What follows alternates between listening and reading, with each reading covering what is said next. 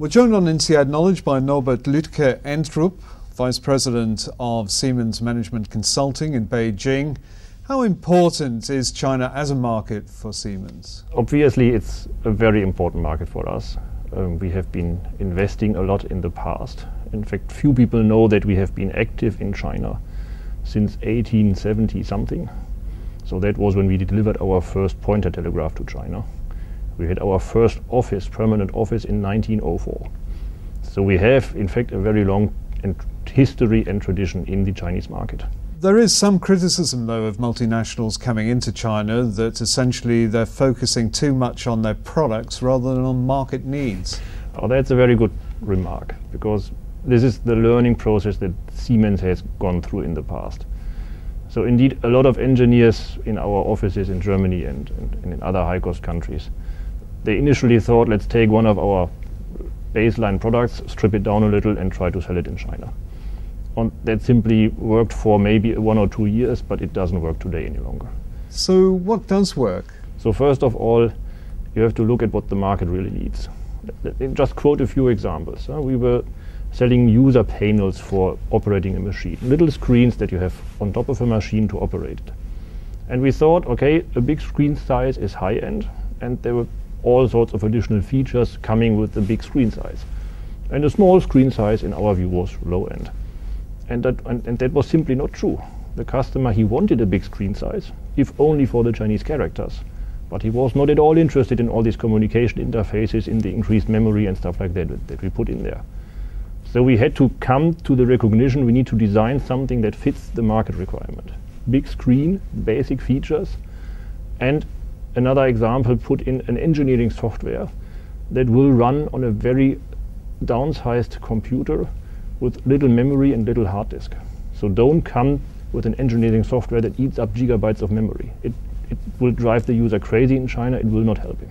So effectively you are tailoring your products for the market? Yes, we do. Now we still go for platform synergies with our main product line in Germany, but increasingly we come to the recognition that the more we tailor it to the specific need, the better it works.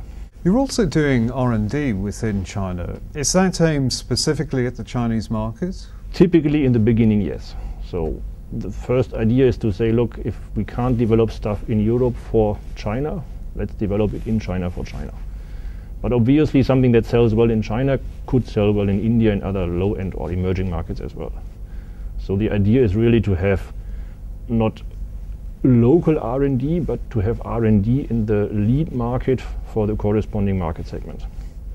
But still with a global view on it and with a network of centers of competence that will make sense in terms of where our center of competence is located and what is the work split between them. So you would be thinking of also selling those particular products in India and other emerging markets? That has to be our long-term strategy, although there's still much potential for us to realize, of course.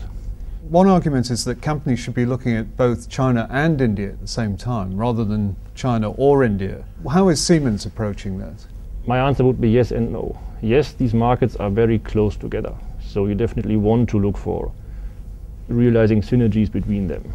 Something that sells well in China obviously is a good candidate for selling well in India. But it's not really one market. There are distinct differences that you have to consider.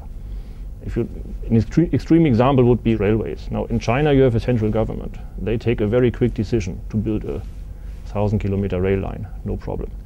In India you have a democracy, a very federalist system, and they can take years and need a lot of convincing to actually come to the decision to build such a rail line. So that's a very big difference in how a market works.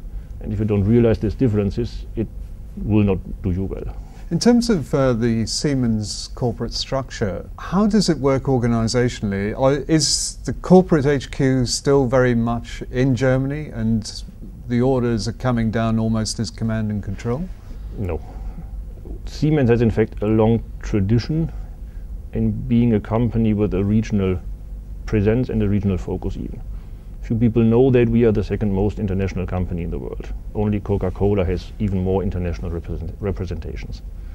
So our regional units are used to acting as an entrepreneur, as a driver of the Siemens business in the region.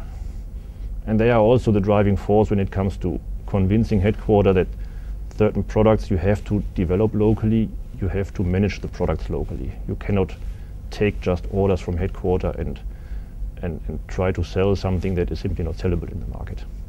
So we have a strong regional power base in our corporate structure. And I would personally say right now it's well balanced between what headquarters still must decide and what the regions can drive in terms of their own business. So from what you're saying, it seems that the regional office has a reasonable amount of autonomy. They are responsible for customer relationship management. So they are the ones that have to drive the business. They are the ones that have to communicate with headquarters in terms of market requirements and also in terms of business requirements, how you sell what kind of product. That's their role. And they are expected to fulfill this role 100%. Just briefly, what are your projections for the China market? We've seen phenomenal growth there up to now, but it's expected that exports from China are going to start moderating. Well, they have moderated to about 10% from an annual rate of something like 25%. How do you see things progressing in China? From a Siemens perspective, I still have a lot of reason to be optimistic. It's true that the export business, all these nice factories along the coastline, they have difficulties even now, so their exports are clearly going down. When it comes to infrastructure, which is the other big domain of Siemens, power supply, railway, mobility infrastructure, that's still a very booming and growing business. And in the long run, I'd say that the market is still a very promising and a very rich market for Siemens, even if some corners of the market have difficulties now.